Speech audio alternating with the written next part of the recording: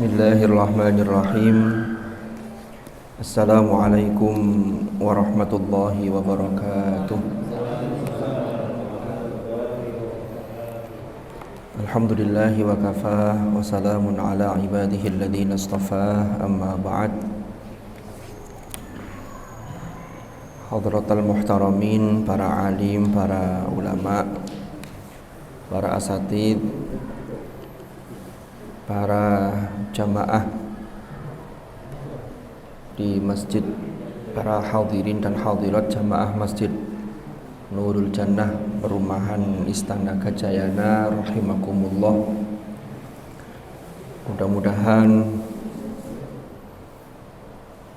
kita senantiasa diberikan kesehatan dan kekuatan oleh Allah Subhanahu wa taala sehingga kita bisa selalu berkesempatan untuk menambah amal-amal ibadah kita. Dan mudah-mudahan apa yang kita laksanakan ini rutinitas bulanan yang kajian kitab Al-Arba'in An-Nawawiyah ini, mudah-mudahan kita bisa istiqomah, dan juga kajian-kajian yang lain tentunya. Dan mudah-mudahan ini semua senantiasa mendapatkan ridha Allah Subhanahu wa taala. Semoga majelis kita ini menjadi majelis ilmu yang nafi'an mubarakan fid dini wad dunya wal akhirah. Ala hadhihi niyyah wa ala kulli niyyatin salihah wa ala ma nawaina wa ala ma nawahu as-salafus salih. Thumma ila hadratin nabiyil mustafa Muhammadin sallallahu alaihi wasallam wa ila hadrati ikhwanihi minal anbiya'i wal mursalin was sahabati wat tabi'in wal ulama'il 'amilin wal musannifin wa a'immatil mujtahidin wal qurra'il mukhlasin wa ila arwahi Imam Abi Zakaria Yahya bin Sharaf An-Nawawi Asy-Syafi'i wa ila Muhammad ibn Abdullah ibn Abdul Latif Al-Jurdani wa jami'i masyayikhihim wa usulihim wa furu'ihim wa nafa'ana bihim wa bi'ulumihim fid dharain amin. Al-Fatihah.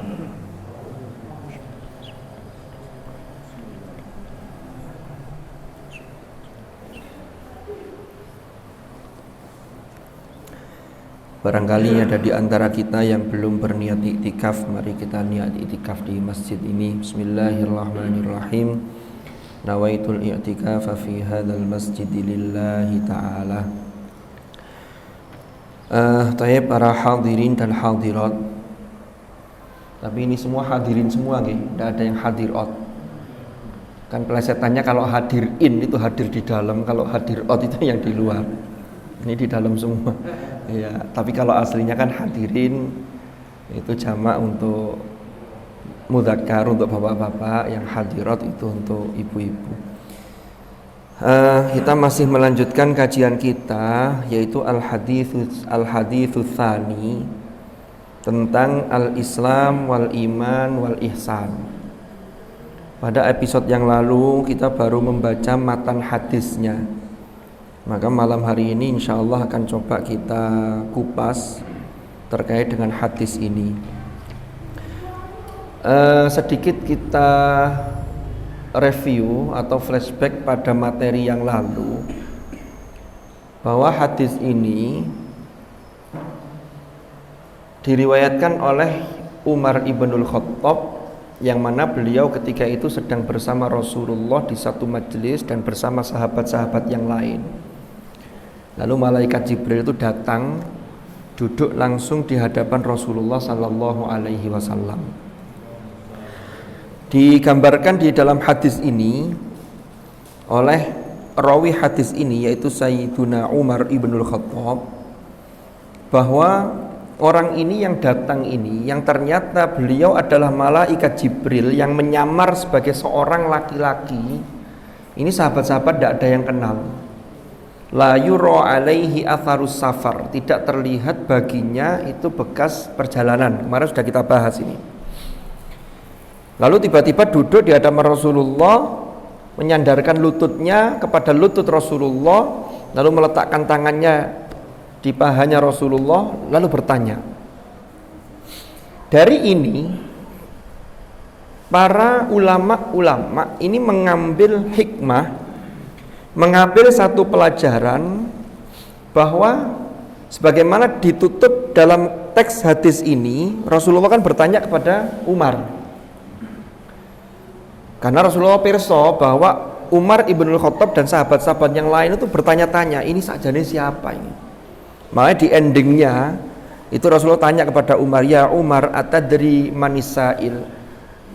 Sampean tahu enggak siapa yang tanya tadi itu? Umar menjawab, Allahu wa rasuluhu a'lam. Jawaban Nabi, fa innahu Jibril atakum yu'allimukum dinakum. Dia ini sesungguhnya adalah malaikat Jibril, datang kepada kalian untuk mengajarkan kepada kalian. Lah ini dari sikap malaikat Jibril ketika menghadap kepada Rasulullah sallallahu alaihi wasallam ini sudah mengandung pelajaran dan hikmah yang luar biasa.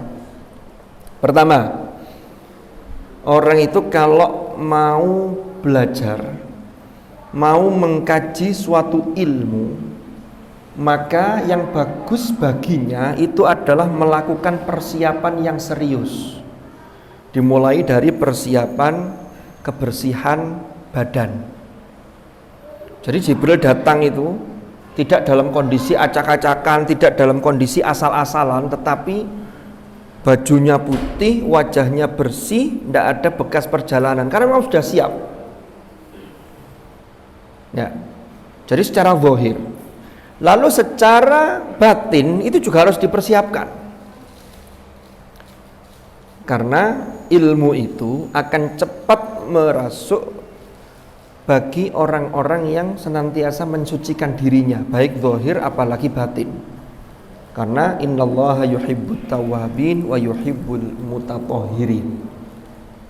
Nah, Jibril memberikan contoh gitu loh. Bersih. Lalu orang itu kalau belajar itu mendengarkannya serius. Ya contohnya malaikat Jibril ini. Nah, serius. Lalu yang ngajar juga penuh kesabaran. Dijelaskan. Lalu bisa diambil pelajaran juga. Salah satu metode dalam mencari ilmu itu adalah model tanya jawab. Jadi tanya itu tidak mesti yang bertanya itu mesti tidak tahu, tetapi boleh jadi yang bertanya itu mungkin sudah tahu, tapi mungkin di majelis itu ada orang yang belum tahu, sehingga dari pertanyaan itu akan muncul jawaban yang akan difahami oleh orang lain. Itu boleh. Yang tidak boleh itu kalau niatnya begini, coba sih Ustadz iki pinter temen tangga, tak tesi. Nah itu tidak boleh. Karena ilmu itu bukan untuk tes-tesan, apalagi nanti setelah itu dia merasa unggul. Alah tiba Ustadz itu, loh ini nggak boleh kalau begitu. Tapi kalau umpama di majelis ini ada orang yang mungkin belum paham, tapi saya sudah tahu jawaban ini. Kalau saya yang menjelaskan langsung kan tidak enak, maka tanya kepada ustadznya, lalu ustadz itu akan menjelaskan. Itu metode yang cukup bijak. Bahkan dalam riwayat itu ada kisah yaitu cucu Rasulullah sallallahu alaihi wasallam, Al Hasan dan Al Husain. Sayyidina Al Hasan dan Al Husain. Suatu ketika dua kakak beradik ini di masjid, lalu melihat ada orang yang sudah sepuh itu melaksanakan sholat. Lah ternyata orang yang sholat yang sudah sepuh ini sholatnya keliru. Artinya ini tidak sah karena tidak sesuai, tidak memenuhi rukun syaratnya sholat. Lah Al Hasan dan Al Husain ini usianya jauh lebih muda dibanding orang yang sepuh ini. Mau mengingatkan langsung, khawatirnya menyinggung. Akhirnya apa? Al Hasan dan Al Husain ini dua orang yang ketika itu masih muda tetapi memang bijak. Akhirnya setelah orang tua ini, orang sepuh ini sholat, Al Hasan dan Al Husain itu pura-pura berdebat tentang tata cara sholat. Wes pokoknya berdebat lah. Orang ini akhirnya melihat. Akhirnya wes gini aja, kita minta bapak ini untuk mengoreksi sholat kita berdua. Mana di antara sholat kita berdua ini yang benar. Akhirnya bapak ini melihat dua orang yaitu Al Hasan dan Al Husain ini sholat. Baru disitulah bapak ini terasa, oh iya ya berarti sholat saya tadi yang keliru. Akhirnya setelah minta dinilai, gimana dari sholat saya dan kakak saya, atau dari saya dan adik saya, kata Al Hasan begitu. Ternyata kata bapak-bapak sepuh ini, sholat sampean berdua ini yang benar, sholat saya lah yang kurang tepat. Nah itu cara-cara yang baik seperti itu. Lalu yang juga bisa kita ambil pelajaran itu adalah begini, guru itu dalam memperlakukan murid itu memang harus telaten. Kita ini kan kalau ngajar ngaji begini secara umum begini, tidak ada evaluasi dan tidak mengukur kemampuan sudah seberapa paham, prakteknya gimana. Tapi kalau ngajar formal atau non formal, TPQ, diniyah itu kan kelihatan. Nanti dari sekian murid itu ada yang unggul, ada yang memang sudah bawaannya bagus, ada yang rodok angel butuh ditelateni khusus. Ada murid itu yang juga ke guru itu kadang sikapnya itu menurut guru itu dalam tanda petik kurang sopan. Biasanya secara normal, secara bawaan itu guru itu ya akan memperhatikan anak yang baik, yang nurut, kan begitu, yang pinter. Tapi kadang-kadang yang ekstra ini juga harus mendapatkan perhatian khusus. Tapi kalau guru tidak telaten, diserahkan temannya, wis iki tangan ono, aku tak sing iki lho, meleng ngono kadang-kadang. Apa yang bisa kita ambil pelajaran di sini? Nah ini, kalau kita baca teksnya kemarin ya para bapak, para ibu, hadirin hadirat rahimakumullah, malaikat Jibril itu ketika bertanya kepada Rasulullah, itu tiba-tiba pertanyaannya begini. Ini teks hadisnya begini nih. Ya Muhammad, akhbirni anil Islam. Jadi langsung memanggil dengan panggilan ya Muhammad. Di sini di penjelasan di kitab ini, syarah dari Al-Arba'in An-Nawawiyah yang judulnya Al-Jawahir Al-Lu'lu'iyah, ini syarahnya. Ini dijelaskan wanadahu bismihi ma'annahu haram. Orang yang bertanya ini, as-sa'il ini langsung memanggil namanya Rasulullah. Padahal itu adalah terlarang. Tapi li'anna dzalika kana qabla tahrim. Boleh jadi hal tersebut karena memang ketika itu ayat larangan yang memanggil Rasulullah langsung dengan namanya itu belum turun. Kan ada dalam surah An-Nur itu, la taj'alu du'a ar-rasuli bainakum ka du'a ba'dikum ba'dha. Jangan kalian menjadikan panggilan kepada Rasulullah. Jadi maknanya ini ketika diidhofahkan, disandarkan kalimat ini, la taj'alu du'a ar-rasul, itu bisa jadi kita atau para sahabat ketika itu atau kita itu memanggil Rasulullah itu seperti panggilan di antara sesama teman di antara kalian. Ya. Saya kalau manggil Mas Sirajuddin karena teman saya, umpama saya panggil Din Sirajuddin, kan begitu aja. Umpama. Tapi ke Rasulullah jangan seperti itu, harus ada penghormatan. Buktinya apa? Allah itu ketika memanggil Rasulullah itu tidak pernah langsung namanya, tidak ada di Al-Quran. Ya Muhammad, tidak ada. Ini Allah mengajarkan kepada hambanya, ini loh etika untuk memanggil seseorang yang di atas kita. Ya ini Rasulullah, di atas semua makhluk. Kan begitu. Makanya Allah manggilnya ya ayyuhan nabi, itu Rasulullah.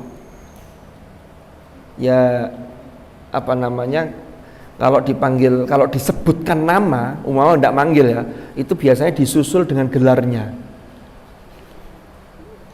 Muhammadun Rasulullah walladzina ma'ahu asyidda'u 'alal kuffar dan seterusnya al-ayat. Lah ini manggilnya langsung ya Muhammad. Tapi ternyata Rasulullah tetap meladeni, tetap melayani. Ini kalau kita kontekstualisasikan, umpama ada murid ya, tapi tetap kita harus ngasih tahu. Sekarang ini kan kadang-kadang nilai-nilai nilai-nilai etika dari seorang murid kepada guru itu kadang sudah mulai bergeser. Ini kalau di luar pandemi ya, kalau pandemi kadang kan memang ada aturan lain, umpama tidak bersalaman, cukup begini aja. Umpama di luar itu, saya bicara di luar pandemi. Gaya murid kita salaman kepada guru atau kepada orang yang lebih sepuh atau ke orang tua, itu kan macam-macam. Setidaknya ada lima cara kalau panjenengan amati. Pertama, ada yang orang salaman itu yang ditempelkan di pipinya. Anak ke orang tua ada yang model begitu. Padahal secara etika kurang tepat. Ya mestinya dicium beneran tangannya orang tua atau tangannya guru. Ada nggak yang ditempel di pipi? Wonten nggih? Gini. Ono sing dibathuk. Sudah 2. Ono sing nah ini yang kadang-kadang terpengaruh dari media. Ya televisi, ya YouTube, apalagi dunia-dunia yang memang budayanya beda budaya dengan budaya kita. Kadang nggak salaman tapi sudah tos. Jadi bukan musafahah, bentuknya sudah beda. Tadi ada yang dibaduk tadi ya, ada yang nggak salaman, ada yang semua model macam-macam lah. Ada yang dicium, tapi ternyata yang dicium itu ngeletek tangannya dewe. Itu ada model begitu itu. Padahal gurunya sudah semangat begini, tiba-tiba dicium tangannya dewe. Cuman seorang guru tidak boleh gelo. Lah ini masalahnya. Iki lek salaman gak tahu mencium tanganku. Ya iki bedo. Lalu berat sebelah ini juga tidak boleh. Jadi jari guru itu harus menjaga objektivitas. Yang benar gimana? Yang benar itu ya kalau murid kepada guru, walaupun murid itu sudah jadi orang, guru tetaplah guru. Maka ya cium tangan ya yang serius. Bahkan kalau di pondok-pondok salaf itu tidak terima wali itu salim walak wali itu. Ya tapi tetap proporsional. Artinya proporsional ya tetap jangan didilati. Kalau didilati kasihan gurunya. Ini nanti harus dicuci dengan 7 kali. Salah satu dicampur dengan debu nanti. Mohon maaf guyon-guyon gitu. Nah ini loh. Jadi ini tata cara terkait dengan etika. Nah ini kembali ke tadi itu. Tapi di sini syarahnya atau penjelasannya begini. Kenapa kok malaikat Jibril ketika menyamar jadi manusia lalu di hadapan Rasulullah itu tidak memanggil ya Rasulullah tapi dengan panggilan ya Muhammad? Maka di sini boleh jadi yang pertama li'annar hurmata mukhtassatun bil adamiyyin. Karena panggilan dengan penghormatan dengan memanggil tidak langsung dengan nama itu diperintahkan khusus bagi manusia, bagi anak Adam. Dunal malaika. Ini kan malaikat cuma nyamar jadi manusia. Secara hakikat kan malaikat. Jadi ada yang memahami begitu. Oh berarti tidak apa-apa malaikat Jibril. Tapi kalau kita kontekskan tadi umpama ada murid yang etikanya kurang ke guru, maka guru punya PR untuk memperbaiki. Tapi tidak lalu menolak. Rasulullah ketika dipanggil oleh As-Sa'il ini, orang yang bertanya ini, ya Muhammad, kamu mau tanya kok belum sudah panggil nama, tidak manggil, enggak, tapi tetap diopeni, tetap dijawab. Atau ada dugaan lain begini, sahabat-sahabat itu kan tidak tahu kalau yang datangnya ternyata malaikat Jibril. Baru tahu ketika sudah pulang, Rasulullah menyampaikan, ini tadi Jibril ngajari kalian agama kalian, kan begitu. Awalnya kan tidak tahu, hanya bertanya-tanya, iki sopo. Orang-orang itu menduga atau sahabat ketika itu menduga bahwa yang datang ini orang dari jauh. Padahal tapi juga heran kalau dari jauh, kenapa kok dianggap dari jauh? Karena tidak ada yang kenal. Tapi kok ciri-ciri perjalanan dari jauh tidak ada. Jadi terus iki sajane sopo. Lah, sehingga ini kalau ada sahabat yang menduga ini orang jauh, mungkin orang-orang Badui. Orang Badui itu adalah orang-orang Arab yang tinggal di pegunungan-pegunungan, dan memang Jazirah Arab itu dipenuhi dengan pegunungan gunung batu kalau di sana. Kalau di Indonesia ini kan gunung-gunung yang bukan gunung batu, jadi material gunung itu juga macam-macam. Makanya salah satu makna dari penafsiran watakunul jibal kal ihnil manfush, nanti kalau kiamat itu gunung-gunung berterbangan seperti kapas ya. Itu di situ disebut jibal, itu bentuk jamak bukan jabal. Kenapa? Salah satu kesan para mufassir karena ternyata kandungan dari satu gunung dengan yang lain itu boleh jadi berbeda. Kalau di daerah mana, Babat, Lamongan, Tuban, itu kapur, ya kan? Gunung-gunung kapur itu yang kemudian jadi gamping barang itu. Nanti kalau daerah sini, Batu sini sudah beda kandungannya. Di Jazirah Arab sudah beda lagi. Sana batu-batuan, yang gunung itu dibolongi, dijadikan terowongan. Nah, itu luar biasa itu di sana. Jadi itu salah satu kesan dari watakunul jibal. Kenapa kok disebut jibal di situ?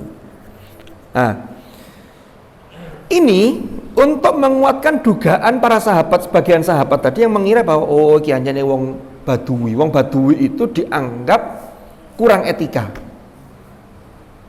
Wong desa lah, gak tahu sinau, makanya ndak duwe akhlak. Ketika manggil Rasulullah langsung dipanggil ya Muhammad. Nah, ini beberapa penjelasan terkait dengan syarah dari ungkapan ya Muhammad. Lalu yang berikutnya, jadi ini memang ada suatu pelajaran penting bagaimana seseorang itu menggali ilmu. Jadi tadi itu mempersiapkan diri dengan baik, ya. Lalu ada proses dialog. Karena dari dialog itu, dari tanya jawab itu, maka ilmu itu akan berkembang. Dan ternyata termasuk pengembangan ilmu pengetahuan itu dari dialog. Dialog itu ya termasuk gesekan antar satu pemikiran dengan yang lain, hasil penelitian A dengan B dan seterusnya. Sehingga ilmu itu berkembang, muncullah teori ini. Teori ini bisa jadi dibantah oleh ini, kan begitu. Tapi kalau urusan terkait dengan ilmu, maka syaratnya itu satu, yaitu ada objektivitas, ada kejujuran. Teori dinyatakan digagalkan atau dibatalkan oleh teori berikutnya itu tidak masalah. Yang penting sudah melalui metode ilmiah, kan begitu. Itu kalau dalam pengembangan ilmu pengetahuan. Jadi ini. Lalu pertanyaan pertama, kan ini ada 4 pertanyaan sesungguhnya. Jadi pertanyaan pertama, akhbirni anil Islam, lalu yang kedua anil iman, yang ketiga anil ihsan. Yang keempat, akhbirni anis sa'ah. Tapi yang jadi pilar di dalam agama kita, pondasi itu 3. Kenapa? Karena kalau as-sa'ah itu sebenarnya sudah include di dalam rukun iman. Karena rukun iman itu ada iman kepada al-yaum al-akhir, yaitu hari akhir. Jadi begitu. Maka di sini yang akan kita kupas, yang pertama adalah ketika malaikat Jibril yang menyamar jadi manusia itu minta dijelaskan kepada Rasulullah, akhbirni anil Islam. Faqala Rasulullah sallallahu alaihi wasallam, al-Islam, Islam itu, ini kemarin sudah saya jelaskan di episode yang lalu. Islam dan iman itu kalau disebutkan satu, itu yang satunya sudah tercakup di dalamnya.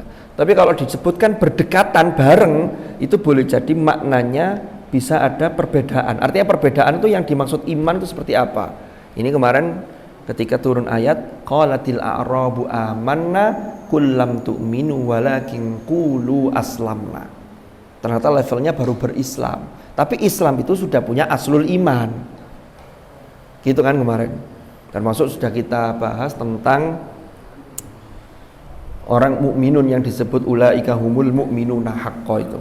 Nah, sekarang kita masuk ke rukun Islam.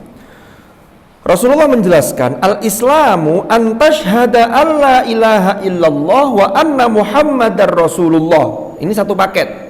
Maka namanya kalimat syahadat itu syahadatain, 2 persaksian. Persaksian yang pertama, tidak menyekutukan Allah dan Allah itu esa, tiada Tuhan selain Allah. Lalu yang kedua persaksiannya, Muhammad itu adalah Rasulullah. Ini 2 ini paket. Lah syahadat inilah yang nanti ini ucapan ini sebagai rukun yang harus diucapkan sebagai pembuktian tasdiqul qalbi. Jadi kalau orang sudah percaya, maka harus dibuktikan dengan syahadat secara verbal. Di dalam agama kita, sesuatu yang verbal itu memang perlu dan memiliki konsekuensi. Contoh, masih guyon, bercanda, tapi kalau urusan mencerai istri, tolak, itu tidak ada guyon. Kalau sudah diucapkan secara verbal, jatuh tolak satu. Makanya harus hati-hati. Rasulullah menyatakan, inna abghadul halali indallah at-tolak. Ya, artinya tolak dalam kondisi yang semuanya sesungguhnya baik-baik saja, bukan ada masalah yang memang pelanggaran secara syar'i. Kalau itu umpama diukur dengan beberapa pendekatan kaidah fikih, darul mafasid muqaddam ala jalbil masalih, kalau lebih baik pisah, ya monggo. Tetapi dalam kondisi yang biasa, tiba-tiba ada sesuatu yang kemudian terjadi tolak itu, maka ini boleh jadi hal yang halal yang paling dibenci oleh Allah itu adalah tolak itu. Lah syahadat ini ketika orang sudah setelah tasdiqun bil qalbi, membenarkan dengan hati, ini kemudian dibuktikan dengan ucapan lisan, maka disitulah sah dia sebagai seorang muslim yang memiliki aslul iman.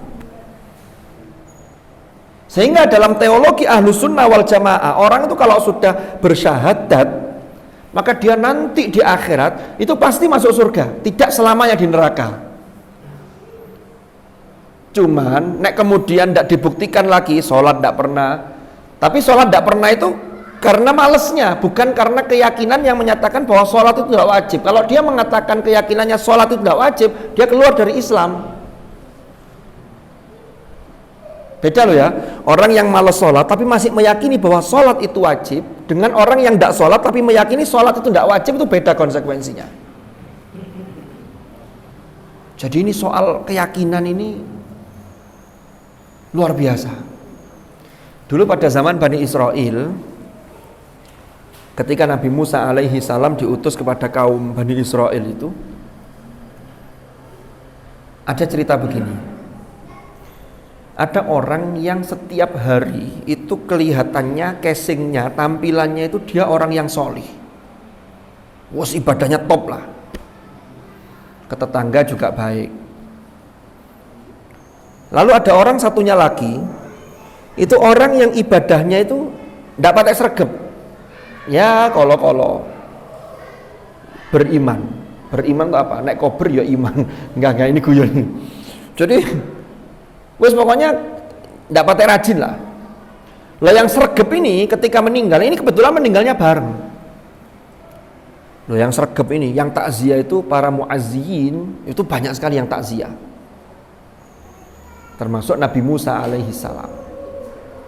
Begitu Nabi Musa takziah di situ, yang orang yang sregep tadi ibadahnya, Nabi Musa dibisiki oleh malaikat Jibril. Orang ini ahlun nar. Orang yang meninggal ini ahli neraka. Nanti di akhirat dia penduduk neraka. Kaget Nabi Musa. Loh, lah ini masyarakat yang takziah itu banyak. Lalu selama ini ibadahnya juga baik. Kenapa kok disebutkan ahlun nar? Penasaran Nabi Musa.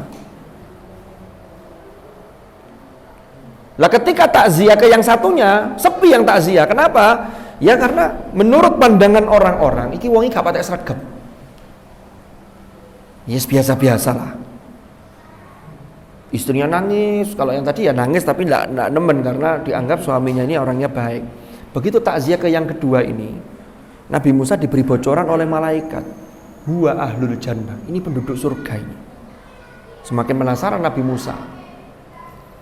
Akhirnya Nabi Musa minta untuk bertemu dengan istrinya, karena istri ini, pasangan ini yang paling tahu termasuk kekurangan suaminya, yang paling tahu suaminya selama ini gimana. Jangan-jangan di luar rajin, kalau di dalam tidak rajin, kan begitu. Ditanya istrinya, yang pertama tadi itu, yang orang yang kelihatannya rajin tapi dibisiki oleh malaikat bahwa ini adalah ahlun nar. Nggak tahu ya manggilnya apa ya, mungkin bahasa sana ya, bukan yu ya, kalau yu kan sini. Suami sampean tuh punya amaliyah apa saya kok dapat informasi bahwa suami sampean itu ahlun nar. Kaget istrinya, tambah nangis sejadi-jadinya. Waduh. Kan kalau istri itu ditinggal suami itu nangisnya beneran. Kalau suami ya beneran. Cuma kadang-kadang nangis begini di marngono. Wallahu a'lam. Enggak semuanya ya. Enggak semuanya. Enggak, jangan suudzon. Lah, setelah itu ternyata istrinya tuh angen-angen opo yo. Akhirnya matur ke Nabi Musa. Nabi Musa, apa ini ya yang jenengan maksud? Nopo niku? Setiap malam sebelum tidur suami saya tuh mesti bilang ke saya begini, Dek. Ya enggak tahu manggilnya Dek atau apa ya, atau saya gitu. Seandainya Musa itu benar adalah nabi dan rasul Allah, kita itu beruntung, Dek. Bisa bertemu, kita bisa beribadah. Nah, ini ternyata kata-kata seandainya itu menunjukkan keimanan yang tidak total. Kenapa? Karena ada seandainya dalam bahasa Arab itu lau. Seandainya Musa itu rasul, berarti dia tidak yakin kalau Musa Rasulullah gitu loh. Ini yang bisa menggagalkan ibadah-ibadah yang luar biasa tadi, naudzubillah. Jadi keyakinan tuh fatal sekali. Dan itu diucapkan ke istrinya, Dek, seandainya. Wah, ini tambah nangis istrinya. Ya sudah, ini sudah dapat bocoran dari malaikat dapat bocoran dari Allah. Ini untuk pembelajaran kita.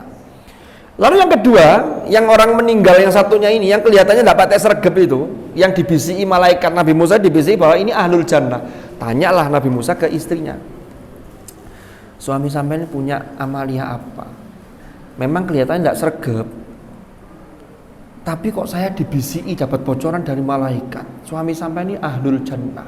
Wah, akhirnya nangisnya gak sido nemen, seneng. Coba sampean angen-angen, apa yang pernah dikatakan atau amalia apa yang dilakukan suami sampean ini? Diangen-angen. Akhirnya ketemu. Ngeten Nabi Musa. Setiap mau tidur itu suami saya itu bilang ke saya begini, Dek, loh pada Dek. Saya itu yakin kalau Nabi Musa itu adalah utusan Allah. Cuman sayangnya saya ini masih belum bisa melakukan ibadah yang serius, masih sering bolong. Ya apa ya caranya? Ternyata dia ahlul jannah gara-gara ada satu keyakinan bahwa Musa itu betul-betul Rasul Allah. Loh, ini kan luar biasa ini. Yang bagus gimana? Yakin, pelaksananya juga oke. Lah ini yang bagus kalau kita bicara yang ideal. Jadi gitu. Makanya ini syahadat ini konsekuensinya luar biasa. Termasuk ketika orang sudah bersyahadat, maka ketika meninggal dia berhak diperlakukan sebagaimana orang Islam yang meninggal. Yang bahaya itu begini, ini sempat terjadi kasus. Ada seorang bapak yang dia ini anak keluarganya itu berasal dari keluarga non muslim. Sampai suatu ketika hidayatul taufik itu masuk ke dalam dirinya dan dia kemudian menyatakan masuk Islam. Tapi dia masih mikiri keluarganya, nanti keluarga saya gimana. Akhirnya ngomong ke ustadznya, Pak Ustadz, tapi tolong ini dirahasiakan dulu. Saya sudah syahadat, saya sudah masuk Islam, tapi tolong dirahasiakan dari keluarga saya. Saya butuh waktu untuk menjelaskan. Ada yang begitu. Ternyata sebelum menjelaskan, meninggal. Masalah. Keluarganya ngotot bahwa bapaknya ini non muslim, maka harus kalau meninggal umpama di kalangan non muslim dimasukkan peti jenazah, lalu dipacai yang bagus, pakai jas, pakai baju terbaiknya, pakai bunga-bunga, dan seterusnya lah. Sementara Pak Ustadznya dan mungkin ada beberapa saksi mengatakan bahwa ini bapak sampean ini sudah masuk Islam. Karena sudah syahadat. Kalau syahadat berarti penghormatannya ketika sudah jadi jenazah, maka dihormati dengan cara seperti itu. Itu bentuk penghormatan. Ya, tetap diperlakukan. Ada 4 kewajiban yang harus dilakukan orang yang masih hidup, yaitu menjadi haknya mayit. Mulai dari dimandikan, dikafani, disolati, dan dikebumikan, kan begitu, dikuburkan. Nah itu ternyata memang dengan penghormatan seperti itu Allah menunjukkan kepada kita bahwa minha khalaqnakum wa fiha nu'idukum wa minha nukhrijukum taratan ukhra. Jadi dikembalikan ke asal kita, asal kejadian, yaitu tanah, saripati tanah ini asal kejadian kita. Dan ternyata faktanya kalau Allah betul-betul memuliakan hamba ini, itu walaupun sekian puluh tahun ternyata jasadnya masih utuh, bahkan kain kafannya juga masih utuh, dan itu banyak terbukti. Maka itu membuktikan kepada kita bahwa apa yang kita yakini ini adalah sesuatu yang benar. Jadi kita bersyukur, nikmat yang paling besar nikmat iman, baru kemudian nikmat sehat dan lain-lain. Sehat tapi tanpa iman ya percuma. Makanya salah satu kesyukuran kita, bentuk syukur kita itu untuk mengupgrade ketakwaan kita, itu cara bersyukur kita. Nah itu. Nah kita lanjutkan. Jadi ketika orang sudah bersyahadat, maka konsekuensinya tadi itu, dia berhak mendapatkan perlakuan atau hak sebagai orang muslim. Kalau yang tadi seperti apa? Wallahu a'lam. Nah ini makanya kalau zaman sekarang itu sangat perlu sekali untuk memproklamirkan menjadi seorang muslim, kalau memang dari non muslim sudah masuk Islam. Nah ini, jadi ini satu paket. Lah orang-orang ahlul kitab dulu itu mereka ini ada di antara mereka itu yang mengakui Allah karena mereka sudah kenal Allah, tapi kemudian Allah, makna Allah dalam perspektif mereka itu mengalami reduksi makna, sehingga dikatakan Allah itu punya anak. Siapa anaknya? Isa. Allah itu punya anak. Siapa anaknya? Uzair kalau kata orang Yahudi. Tapi ada di antara mereka itu yang masih murni. Makanya di Al-Quran itu ada ayat laisu sawa'a min ahlil kitabi ummatun qa'imah. Di antara mereka itu ada yang ummatun qa'imah, yang masih lurus ini. Lah tapi ada di antara mereka yang Allahnya benar, ya, tapi masih tidak mau mengakui kerasulan Muhammad. Itu caranya gimana Al-Quran mengajak mereka? Dibuka ruang dialog. Yang penting sekarang dua kalimat syahadat ini ketika menyatakan bahwa Muhammad adalah Rasulullah itu dipending dulu, tapi nanti kedepannya harus. Tapi yang penting jangan disekutukan Allah dulu. Makanya ayatnya di juz 3 itu di surah Ali Imran, qul ya ahlal kitab ta'alau ila kalimatin sawa'im bainana wa bainakum alla na'budu illallah wa la nusyrika bihi syai'a. Nah ini, karena ketika diperintah, ketika Rasulullah diutus, wa ma arsalnaka illa rahmatan lil alamin, maka syariat. Jadi gini, kok rek sih, mohon maaf ya, saya biasa ngaji di teman-teman mahasiswa ini di kampus aja ini seneng kok rek ini, mohon maaf nih. Tapi kalau saya bilang rek juga tidak salah nih, karena yang sepuh-sepuh dulu juga rek kan, ya sekarang juga rek kalau sesama sepantaran. Tapi mohon maaf, ini keceplosan tadi. Jadi begini para bapak, para ibu, hadirin hadirat rahimakumullah. Apa namanya?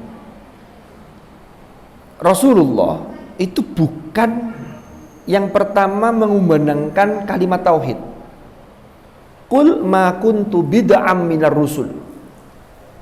Makanya kalau di masa jahiliyah ketika itu Rasulullah dituduh membawa agama baru, maka Allah perintahkan mengatakan qul ma kuntu bid'am minar rusul. Katakanlah wahai Muhammad, saya ini bukan pembuat bid'ah. Ini bukan hal yang baru, ajaran yang baru bukan, tapi ketauhidan itu sudah ajaran lama. Yang karena perjalanan waktu, karena ada masa fatrah, sehingga ini banyak disimpangkan. Termasuk ketika pengangkatan Isa sebagai Tuhan. Nah ini sudah penyimpangan sudah. Maka ajaran ini ketauhidannya sama dengan yang dibawa oleh bapak para nabi, bapak kita semua, yaitu Nabi Ibrahim. Karena Nabi Ibrahim itu punya dua anak, Ismail dan Ishak. Yang Ismail itu nanti sampai pada bangsa Arab, Rasulullah. Yang Ishak itu bangsa Bani Israel. Nah yang diajak kembali kan Bani Israel ini. Bani Israel itu dari putra putrinya Yakub. Yakub itu anaknya Ishak. Nah ini sudah tit ini. Ternyata satu hadis ini kalau dikupas ini tidak cukup 2 pertemuan. Nah, ini kemudian sedikit lagi maka di sini ini bukan agama baru, tapi mensterilkan kembali ketauhidan. Kalau kalian masih tidak percaya bahwa saya ini adalah utusan, ya tidak apa-apa, dipending dulu, tapi tetap harus percaya. Kenapa? Karena di kitab Taurat, di Injil itu sudah diinformasikan nanti ada nabi yang datang di akhir namanya Ahmad, itu kalau dalam Injil. Sebagaimana disebutkan dalam surah As-Saff di juz 28 itu. Mim ba'di ismuhu Ahmad. Makanya orang-orang yang agamanya lurus, yang betul-betul meyakini kitab suci Injil, yang memang itu masih murni belum disimpangkan, itu tahu betul. Seperti yang terjadi pada pendeta Buhaira, itu jangan difahami pendeta seperti pendeta hari ini. Karena Buhaira itu termasuk yang agamanya Hanif, yang lurus. Itu masih saudara dengan Khadijah, yang kemudian Khadijah ini menjadi istri Rasulullah. Jadi ketika itu Buhaira, ketika Nabi Muhammad dengan pamannya Abu Thalib dan kafilah dagang Quraisy itu lewat di daerah Syam itu, kemudian ketemu itu, maka diminta untuk melindungi. Jadi dia ciri-cirinya itu ada semua, ini ciri-ciri kenabian ini. Tinggal satu yang Buhaira ketika itu masih sangsi, tanya kepada Abu Thalib, iki sopo? Abu Thalib jawab, ini anakku. Kaget Abu Thalib, belum informasinya itu bahwa anak ini sudah yatim, sudah ditinggal orang tuanya, sudah tinggal bapaknya ketika dia lahir, kan begitu. Tanya lagi, ini siapa? Ini anakku. Ndak, lu lapor gak percaya? Kenapa kok tidak percaya? Karena semua ciri kenabian sudah ada pada anak ini kecuali satu, karena dia masih punya bapak gitu. Ternyata baru Abu Thalib mengatakan, ini anak dari saudaraku. Makanya kata ab di dalam bahasa Arab itu bisa untuk paman, tidak harus bapak kandung. Kalau bapak kandung itu menggunakan walid, itu kalau bapak kandung. Tapi boleh jadi ada orang yang karena kedekatannya luar biasa, maka bukan bapaknya tapi disebut, dipanggil walid, karena supaya anak dewi. Bisa jadi begitu. Jadi ini konsekuensi terkait dengan kalimat syahadat. Ini baru syahadat. Nanti pada episode yang akan datang kita akan mengupas tentang watuqimas shalah, karena rukun Islam yang kedua adalah sholat. Makanya kadang-kadang ada yang salah kaprah ketika diutus, ayo sholat, isik talah, sholat itu nomor 2. Loh, nomor 2 itu kalau nomor satunya syahadat. Kalau nomor satunya pegang gadget, ya sholat tetap nomor 1 gitu loh. Jadi harus dibandingkan dulu padanannya. Ayo sholat ayo. Oh, santai sih, sholat nomor 2. Iya, nomor 1 ini syahadat. Tapi lah memang bandingannya nyekel HP lagi aktif ini, kalau diajak sholat engkau dhisik ya beda lagi. Sholat menjadi nomor 1. Saya kira itu nanti ini tuqimas shalah ini akan panjang lebar. Saya akan melihat dari sudut pandang termasuk sholat kita, bagaimana kita ingin menjadi muqimus shalah, bukan hanya musallin. Nanti pintu masuknya dari situ, nanti baru ke yang lain-lain. Wallahu a'lam bishawab. Mudah-mudahan manfaat, mudah-mudahan barokah. Mungkin ada pertanyaan sebelum kita akhiri. Kalau wingi ada pertanyaan enggak? Mbak Heli, enggak ya? Pak Hari. Sing bulan yang lalu ada pertanyaan mboten ya? Nanti pertanyaan kalau tidak disampaikan secara langsung bisa ditulis. Kalau bisa dijadikan PR mawon biar tidak dadaan. Kalau PR saya bisa nyari referensi yang lebih kuat dan bisa lebih dipercaya. Itu kalau PR. Tapi ya jangan banyak-banyak ngasih PR-nya. Karena kan pengalaman itu adalah guru terbaik. Ternyata kenapa kok pengalaman guru terbaik? Karena pengalaman tidak pernah memberi PR. Wallahu a'lam bishawab. Subhanakallahumma bihamdik asyhadu an la ilaha illa anta astaghfiruka wa atubu ilaik. Wa sallallahu ala sayyidina Muhammad walhamdulillahi rabbil alamin. Hadanallahu wa iyyakum ajma'in. Al-afa minkum. Thumma assalamu alaikum warahmatullahi wabarakatuh.